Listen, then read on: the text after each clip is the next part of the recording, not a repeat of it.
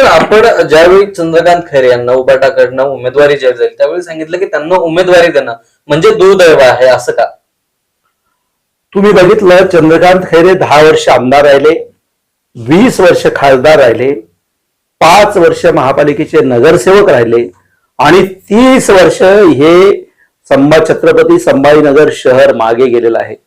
इथे 300 कोटी पाण्याची समांतर वाहिनी 3000 कोटीवर गेली. त्याला एकमेव कारण चंद्रकांत खैरे आहेत. या शहरातलं कुठलंही विकासाचं काम, जिल्ह्यातलं विकासाचं काम चंद्रकांत खैरेंनी केलेलं नाही. धर्म पाया पडणे, पाय चाटणे, त्याच्या पलीकडे चंद्रकांत खैरेंनी काही केलेलं नाही. तुम्हाला सांगतो, औरंगपुरा भाजी मंडी बीओटी तत्वावर दिलेली, ती अजूनही बीओटी तत्वावरचं भाजी मंडीचं काम झालेलं नाही. शहागंज भाजी मंडीचं काम झालेलं नाही.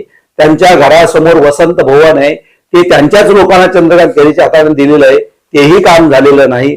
ड्रेनेजची व्यवस्था या शहरामध्ये अतिशय खराब आहे, पाण्याची खराब आहे, रस्त्याची खराब परिस्थिती आहे. कचऱ्याच्या प्रश्नावरती उद्धव ठाकरेंनी इथे येऊन सुद्धा कचऱ्याच्या प्रश्नावर हिंदूंना मार खावा लागला पोलिसांचा.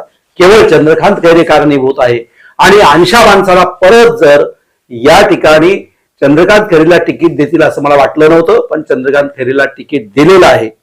त्यामुळे या ज्या शहरातली जनता आणि जिल्ह्यातली जनता चंद्रकांत खैरेला परत स्वीकारणार नाही असं मला वाटतं. बरं, इतक्या सगळ्या गोष्टी जर असेल, विकास केल्यानंतर पक्षांनी वारंवार त्यांना का उमेदवारी दिली, आता 5व्यांदा उमेदवारी दिली, काय कारण आहे? मग चंद्रकांत खैरेंना पाया पडण्याचं काम चांगलं जमतं. म्हणजे बघितलं असेल, उद्धव ठाकरेंच्या पाया पडणं ठीक आहे, मी सांगतो ते एकाच वयाचे असतील कदाचित, पण आदित्य ठाकरेच्या पाया पडणं म्हणजे, तुम्हाला गंमत सांगतो का, राजसाहेब ठाकरे, माझ्या ठाकरे घरांनी संबंध चांगला आहे. राजसाहेब ठाकरेंच्या घरात कुत्र्याच्या सुद्धा चंद्रकांत खैरे पाया पडले. याच्या पलीकडे लाचारी काय असू शकते?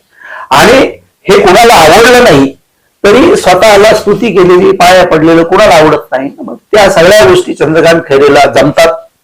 लाचारी जमते, कुणाकडे झुकायचं ते जमतं, कुणाचे पाय कधी ओढायचे ते जमतं. त्याच्या पलीकडे काम चंद्रकांत खैरेने काहीच केलेलं नाही.